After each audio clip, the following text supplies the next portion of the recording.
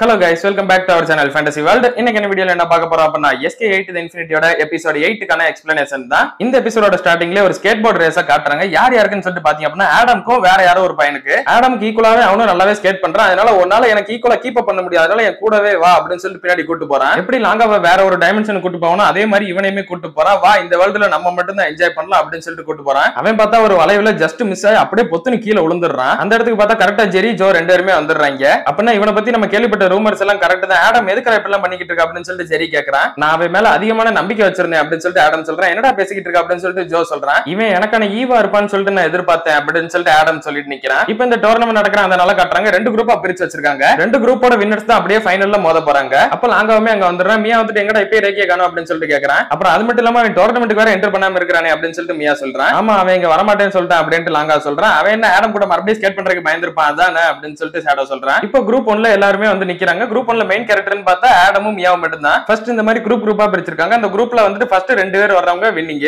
இந்த மாதிரி எல்லா குரூப்லயும் ரெண்டு பேரா எடுத்து அதுக்கப்புறமா தான் மெயின் மேட்ச் நடத்துவாங்க. இது வந்துட்டு ஜஸ்ட் ஒரு குவாலிஃபிகேஷன் ரவுண்ட் மாதிரி தான். அப்ப ஆடமே மியாவை பார்த்துட்டு நம்ம ரெண்டு பேர் ஃபர்ஸ்ட் டைம் இந்த மாதிரி சேர்ந்து ஸ்கேட் பண்ண போறோம்ல அப்படின்ட்டு சொல்றேன். என்னென்ன இவங்க மாதிரி சொத்த நினைச்சியா வா ஒன்னு பாத்துக்கலாம் உனக்கு ஈஸியால நான் விட்டு தர மாட்டேன் அப்படின்ட்டு மியா சொல்றேன். நான் எப்பவுமே என்னோட ஸ்கேட்டிங் பார்ட்னர்ஸ் மேல ஒரு லவ்வோட தான் இருப்பேன் அப்படின்னு சொல்லிட்டு ஆடம் அவனோட கையை பாக்குறான். அப்ப ஆடம்க்கு ஒரு பிளாஷ்பேக் காட்டுறாங்க. அவன் வந்துட்டு அவன் அத்தைங்க எல்லாம் இருக்காங்களே அவன் வந்துட்டு ஸ்கேல் வச்சு அடிப்பாங்க கையில. இதை வந்துட்டு நாங்க உன் மேல கோவமா இருக்கிறதுனால தான் பண்றோம் அப்படின்னு சொல்லிட்டு நீ நினைச்சுக்காத. நாங்க வந்துட்டு உன் மேல இருக்க அளவு கடந்த பாசத்தினால தான் இதை பண்றோம் அப்படின்ற ஒரு வார்த்தையை சொல்லுவாங்க. இது என்ன கைண்ட் ஆஃப் லவ்னு சொல்லிட்டு எனக்கு இந்த சீன் பார்த்ததுக்கு அப்புறம் புரியல. பட் ஆடம் வந்துட்டு இதுதான் நான் காட்டுற லவ் அப்படின்ட்டு சொல்றேன். சோ அதனால தான் ஆடம் வந்துட்டு இப்போதைக்கு இவ்வளவு டேஞ்சரஸான ஸ்கேட்டரா இருக்கிறான். அவனுக்கு மத்தவங்கள கொடுமைப்படுத்துறதுன்னா ரொம்ப பிடிச்சிருக்குது. அதை ஒரு லவ் நினைச்சிட்டு இருக்கான். இப்ப ரேஸமே ஸ்டார்ட் ஆகுது. ஆடம் தான் லீடிங்ல போய்கிட்டு இருக்கான். ஆடம் அவன் பாட்டுக்கு ஸ்கேட் பண்ணிக்கிட்டு ரொம்பவே ஜாலியா லீடிங்ல போய்கிட்டு இருக்கான். என்னால இவனை கேட்ச் அப் பண்ணவே முடியாது போல எங்களுக்குள்ள இவ்வளவு கேப் இருக்குது அப்படின்னு சொல்லிட்டு மியா யோசிக்கிறான். நீ இனிமே ஜஸ்ட் ஒரு மொட்டா தான் இருக்கிற. நீ என்னைக்கு பூவா முளைச்சு வாரியோ அன்னைக்கு நான் அவனை லவ் பண்றேன் அப்படின்னு சொல்லிட்டு ஆடம் அவன் பாட்டுக்கு போயிடுறான். அடுத்து வந்துட்டு ஜோவோட குரூப் தான் ரெடி ஆகிறாங்க. ஜோவோட குரூப்ல தான் ஸ்னோ இருக்கிறான். அதான் நம்ம லாங்கா. அவன் என்ன போனை பாத்துக்கிட்டே இருக்கா. ரெக்கிக்கு மெசேஜ் பண்ணிருப்பான். பட் ரெக்கி வந்துட்டு ஒரு ரிப்ளை கூட பண்ணாமே இருந்திருப்பான். அதை நினைச்சு அப்செட்டாவே இருப்பான். இங்க பாருங்க ஜோ ஃபர்ஸ்டா வரட்டும். ஆனா இவனை மட்டும் நம்ம விட்டுறவே கூடாது. அதனால இவனை லாக் பண்ணி அணகட்டிருங்க அப்படின்னு சொல்லிட்டு ஒரு குரூப்பே பேசிக்கிட்டு இருக்காங்க. இப்போ வந்துட்டு ரேஸ்மே ஸ்டார்ட் ஆகுது. ஜோ வழக்கம் போல லீடிங் போயிடுறான். பட் லாங்கா வந்துட்டு கரெக்டா இவங்க 5-6 பேர் சுத்தி வளர்ச்சாங்க.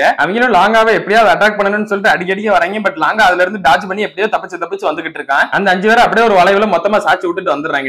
பரவாயில்ல அவ்வளவு மோசம்லாம் இல்லையே உனக்கு என்னோட ஹெல்ப் தேவைப்படாதுன்னு சொல்லிட்டு நினைக்கிறேன் அப்படின்னு சொல்லிட்டு ஜோவும் சொல்லிடுறான். அப்ப பார்த்தா பின்னாடி இருந்து ஒருத்தன் இல்ல உன்னை விடவே மாட்டேன் அப்படின்னு சொல்லிட்டு தமிழ் சினிமால வழக்கம் போல வில்லே மாதிரி கத்திக்கிட்டு வந்துகிட்டு இருக்கான். போடா டுபுக்கு அப்படின்னு சொல்லிட்டு ஜோ ஒரே அடியில படுக்கப்பட்டுறான் அவனை. சோ ஃபைனலி எண்ட் லைன் கிட்ட ஜோவும் லாங்காவும் ஒரே மாதிரி வந்து ரீச் பண்ணிடுறாங்க. ஆனா லாங்காக்கு இதெல்லாம் மிந்தி ஸ்கேட் பண்ண மாதிரி ஒரு ஃபீலே இல்ல. அவனுக்கு அப்படியே ஹார்ட் பயங்கரமா அடிக்கும் நல்லா துடிக்கும் அது. பட் இப்போதைக்கு அந்த ஒரு ஃபீலே அவனுக்கு இல்லாம சும்மா ஏதோ ஸ்கேட் பண்ணிக்கிட்டு இருக்கான். அடுத்து ஜெரியோட குரூப் தான் ரெடி ஆறாங்க. நேரம் ஜெரி வந்துட்டு கார்ல கிட்ட நம்ம ஆடமோட டைமிங் எவ்வளவு அப்படின்னு சொல்லிட்டு கேக்குறான். எக்ஸாக்ட்டா 4 நிமிஷம் அப்படின்னு கார்ல சொல்லுது. இதை கேட்டுட்டு ஜெரியுமே ஸ்டார்டிங்ல இருந்தே செம்ம லீடிங்ல செம்ம ஸ்பீடா போக ஆரம்பிக்கிறான். டாப் 2ல வந்தாலே அடுத்த ரவுண்ட்ல வந்துட போறான். இவன் எதுக்கு இப்ப இவ்வளவு கஷ்டப்பட்டு இவ்வளவு ஃபாஸ்டா போய்கிட்டு இருக்கான் அப்படின்னு சொல்லிட்டு மியாவும் கேக்குறான். அவன் ஒண்ணு இப்ப அவன் குரூப்ல இருக்கவங்க வின் பண்ணணும்னு சொல்லிட்டு ஆசைப்படல. அது அவனுக்கே தெரியும் எப்படி வின் பண்ணிடுவான்னு சொல்லிட்டு அவன் வந்துட்டு ஆடமோட டைமிங்கை பீட் பண்ண நினைக்கிறான் அப்படின்னு சொல்லிட்டு ஜோ சொல்றான். அதே மாதிரி ஜெரி தான் ஃபர்ஸ்டா வந்து ரீச் பண்ணவும் செய்யறான். கார்ல டைம் என்ன அப்படின்னு சொல்லிட்டு கேக்குறான். எக்ஸாக்ட்டா 4 நிமிஷம் அப்படின்னு சொல்லுது. அடுத்து ஷேடோட குரூப் தான் வருது. அவன் குரூப்ல பெருசா யாருமே கிடையாது. நான் நார்மலா ஓட்டினா கூட உங்களை எல்லாம் ஈஸியா பீட் பண்ணிடுவேன் போலடா அப்படின்னு சொல்லிட்டு ஷேடோ ஃபர்ஸ்டா போய்கிட்டு இருக்கான். நான் மட்டும் தான் போய் அந்த கிராஸ் லைன் கிட்டே ரீச் பண்ணுவேன் போலயே அப்படின்னு சொல்லிட்டு ஷேடோ நினைச்சிட்டு இருக்கான். அந்நேரம் பார்த்தா ஒரு சவுப்பு தொப்பி இவனை கிராஸ் பண்ணிட்டு போறான். இவன் யாரடா புதுசா அப்படின்னு சொல்லிட்டு எல்லாருக்கும் பயங்கர மனசுக்கு ஒருவேளை ரெக்கியா இருக்குமோ அப்படின்னு சொல்லிட்டு லாங்கா பாக்குறான். பட் அவனோட ஃபேஸை பார்த்தா ரெக்கி மாதிரியே இல்ல. சரி இல்ல அப்படின்னு சொல்லிட்டு புரிஞ்சுக்கிறான். ஆனா ஆடம்க்கு அது யாருன்னு சொல்லிட்டு தெளிவா தெரிஞ்சு போச்சு. நீங்க என்னடா பண்ற அப்படின்னு சொல்லிட்டு பாத்துக்கிட்டு இருக்கான் டிவில. தங்களி நான் இருக்கும்போது என்னோட நீ ஃபாஸ்டா போயிருவியா இந்தாடா என்னோட பாம சாப்பிடுற அப்படின்னு சொல்லிட்டு ஷேடோ பாம தூக்கி போறான் அவன் மேல. பட் அதை வந்துட்டு அவனோட ஸ்கேட் போர்டை வச்சு திரும்பி அவன் ஷேடோ கிட்டே அனுப்பிடுறான். அந்த அளவுக்கு பக்காவா அதை டாஜ் பண்றான். அப்பதான் மியாவுமே இவன் ரெஜிஸ்டர் பண்ணிருக்க பேர் வந்துட்டு ஸ்னேக் அப்படின்னு சொல்லிட்டு சொல்றான். அவன் தான் ஃபர்ஸ்ட் லைனை வந்து ரீச் பண்ணவுமே செய்யறான். கார்ல அவனோட டைம் என்ன அப்படின்னு சொல்லிட்டு ஜெரி கேக்குறான். 3 minutes 58 seconds அப்படின்னு சொல்லிட்டு சொல்லுது. சாலா இவன் யாரா ஆடமோட டைமிங்கவே பீட் பண்ணிட்டான் அப்படின்னு சொல்லிட்டு எல்லாருக்கும் சமசாக்கு. அப்ப ஆடம் வந்து அவனை தனியா கூப்பிட்டு வச்சு பேசிக்கிட்டு இருக்கான். நீ எதை நினைச்சு இந்த டோர்னமெண்ட்ல ஃபர்ஸ்ட் என்டர் பண்ண உன்னோட பாஸோட பர்மிஷன் இல்லாம நீ எப்படி இதை பண்ணலாம் என்னோட பேச்சனை எப்படி கேட்காம இதை பண்ணலாம் அப்படின்னு சொல்லிட்டு கத்திக்கிட்டு இருக்கான். இவன் வந்து அதுக்கு எதுவுமே பேசாம அப்படியே அமைதியா நின்னுக்கிட்டு இருக்கான். உன்கிட்ட தான் பேசிக்கிட்டு இருக்கேன் பேசுற அப்படின்னு சொல்லிட்டு அவன் தொப்பியை கழட்டி விடுறான். அப்பதான் தெரியுது அது ஆடமோட அசிஸ்டன்ட். நான் உங்களுக்கு அகைன்ஸ்டா தான் ரேஸ் பண்ணணும்னு சொல்லிட்டு காத்துக்கிட்டு இருந்தேன். நான் வின் பண்ணிட்டா இதுக்கப்புறம் நீங்க ஸ்கேட் பண்ணவே கூடாது மிஸ்டர் இனோஸ்கே அப்படின்னு சொல்லிட்டு சொல்றேன். இவனோட பேர் வந்துட்டு டாடசி. இனிமே ஞாபகம் வச்சுக்கோங்க. இன்னொரு 4 எபிசோட்ல ஒரு முக்கியமான கேரக்டர். அப்புறம் இப்ப இனோஸ்கேன்னு யார ப்ரோ சொன்னீங்க அப்படின்னு கேட்டீங்க அப்படின்னா ஆடமோட ஒரிஜினல் நேம் வந்துட்டு இனோஸ்கே தான். அதுக்கு ஆடமே உன்னால என்னை பீட் பண்ண முடியும்னு சொல்லிட்டு நினைச்சிட்டு இருக்கேன் அப்படின்னு சொல்லிட்டு கேக்குறான். நீங்க மறந்துட்டீங்கன்னு சொல்லிட்டு நினைக்கிறேன். உங்களுக்கு ஸ்கேட் போர்டிங் சொல்லி கொடுத்ததே நான் தான் அப்படின்னு சொல்லிட்டு டாடசி சொல்றான். எதுக்கு இப்போ இந்த மாதிரி பண்ணிக்கிட்டு இருக்க அப்படின்னு சொல்லிட்டு ஆடம் சட்டை பிடிச்சிட்டு கேக்குறான். அதுக்கு இவன் வந்துட்டு நான் கண்டிப்பா வின் பண்ணுவேன் அப்படின்னு மட்டும் தான் சொல்றான். சரி உன்னால முடிஞ்சதை பண்ணிக்கோ அப்படின்னு சொல்லிட்டு ஆடமும் சொல்லிடுறான். அடுத்த நாள் காலையில கிளாஸ்ல வந்து லாங்கா ரேக்கி கிட்ட தான் உட்கார்றான். உட்காந்து ஏதாவது பேச ட்ரை பண்றான். பட் ரேக்கி வந்துட்டு ரெஸ்பாண்டே பண்ண மாட்டேங்கிறான். நேத்து நான் கேம்ல வின் பண்ணிட்டேன்னு கூட சொல்றான். பட் அதுக்கு ரேக்கி வந்துட்டு பரவாயில்ல சூப்பர் அப்படின்னு சொல்லிட்டு அப்படியே அமைதியா உட்காந்துக்கிறான். அன்னைக்கு சாயங்காலமே ரேக்கி வந்து டிவில உட்காந்து யாரோ ஒருத்தரோட இன்டர்வியூவை பாத்துக்கிட்டு இருக்கான். அவர் வந்துட்டு எல்லா ஸ்போர்ட்ஸ்க்குமே வந்துட்டு ஷூ கிரியேட் பண்ணி தர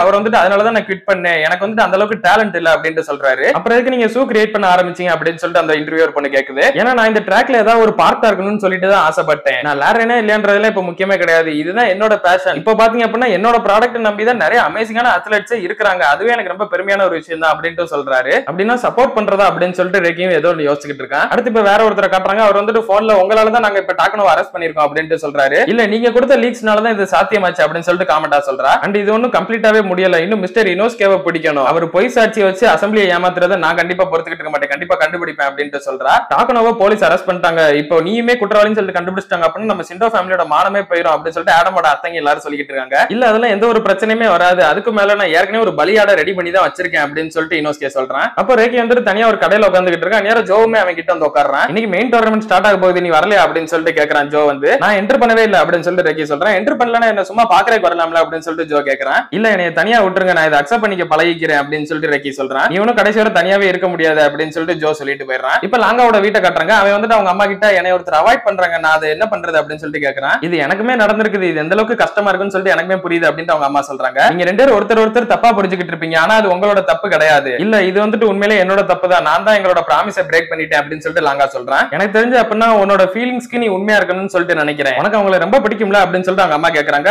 ஆமா பிடிக்கும் அப்படின்னு லாங்கா சொல்றான். அப்படின்னா நீ இப்ப எப்படி ஃபீல் பண்ற, உன்னோட உண்மையான எமோஷன்ஸ் அவங்க கிட்ட ஷேர் பண்ணு அப்படின்னு சொல்றாங்க. லாங்காவும் அப்படியே அவனோட பைக் எடுத்துட்டு ரேக்கியோட வீட்டுக்கு வந்துகிட்டு இருக்கான். அவனோட ஜன்னலுமே திறந்திருக்கு, உள்ளதான் இருப்பான்னு சொல்லிட்டு பாக்குறான். பட் ரேக்கி அங்க இல்ல. ஆனா ரேக்கி வந்துட்டு டோர்னமெண்ட் பாக்குறதுக்காக அந்த இடத்துக்கு வந்திருக்கான். அப்ப ரேக்கி அப்படியே பின்னாடி திரும்பி பாக்குறான். லாங்கா வந்துட்டு இவனை தான் தேடிக்கிட்டு இருக்கான். ஐயோ இவன் கண்ணுல பற்றக்கூடாது அப்படின்னு சொல்லிட்டு ரேக்கி போய் மறைஞ்சிக்கிறான். இப்ப ஆடமே அந்த இடத்துக்கு வந்துடுறான். சோ இப்ப 8 பேர் தான் காம்படிஷன்ல இருக்காங்க. இந்த 8 பேரையும் சீட்டு குலுக்கி போட்டு எடுக்க போறான். அதுல முதல் 2 பேர் வரவங்க அப்படியே 2 பேரா ரேஸ்க்கு போய்கிட்டே இருக்கணும். ஃபர்ஸ்டா வந்துட்டு அந்த கார்டுல ஷேடோவோட பேர் தான் வருது. ரேக்கிக்கு பக்கத்துல இருந்த எல்லா ஸ்கேட் போர்டர்ஸுமே பேசிக்கிட்டு இருக்காங்க, யார் வின் பண்ணுவா அப்படின்னு சொல்லிட்டு. எல்லாருமே ஆடம், ஜோ, ஜெரி, லாங்கா, மியா, ஷேடோன்னு சொல்லிட்டு இவங்க எல்லாரும் பேரையும் சொல்லிக்கிட்டு இருக்காங்க. ரேக்கியும் அவன் மனசுக்குள்ளே நினைக்கிறான், இவங்க எல்லாரும் அமேசிங்கான ஸ்கேட்டர் தான், நான் தான் இங்க அமேசிங்கே இல்ல அப்படின்னு சொல்லிட்டு நினைச்சுக்கிட்டு இருக்கான். அப்ப ஷேடோ வந்துட்டு எவனோ கண்ணாடி போட்ட ஒருத்தன் கூட தான் ரேஸ் போய்கிட்டு இருக்கான். ரேக்கிக்கே ஷேடோவை பார்த்து செம்ம ஷாக்கா இருக்குது, இவன் இவ்வளவு ஃபாஸ்டா இருக்கான், கடைசியா என் கூட இவன் ஸ்கேட் பண்ணதோட இப்ப ரொம்ப ஃபாஸ்டா இருக்கானே அப்படின்னு சொல்லிட்டு பாத்துக்கிட்டு இருக்கான். அப்ப ஷேடோ வந்துட்டு அவனோட லேசரை யூஸ் பண்ணி அவன மண்ணக்கவை விட்டுட்டு எலிமினேட் ஆக்கிட்டு ஷேடோ வின் பண்ணிடுறான். அடுத்த ஸ்கேட்டர் யாரு அப்படின்னு சொல்லிட்டு கார்டை எடுத்து ஆடம் பாக்குறான். பார்த்தா ஸ்னோ அப்படின்னு சொல்லிட்டு இருக்குது, லாங்காக்கு வந்திருக்குது.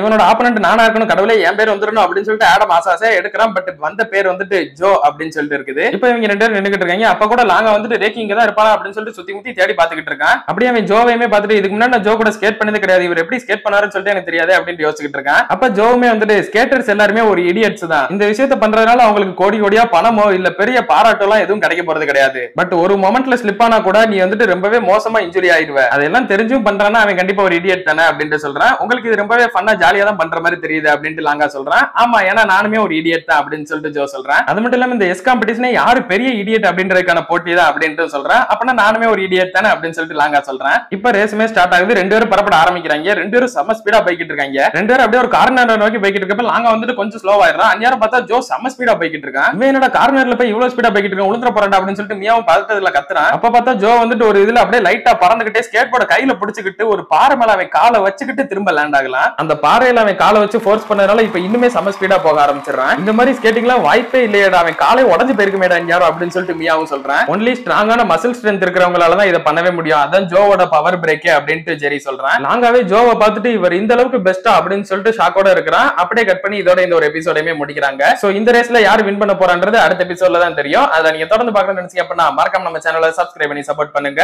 அப்படியே இந்த எபிசோட் பிடிச்சிருந்தா மறக்காம ஒரு லைக் போட்டு போயிருங்க. நான் உங்களை இன்னொரு நல்ல வீடியோல மீட் பண்றேன். Bye guys.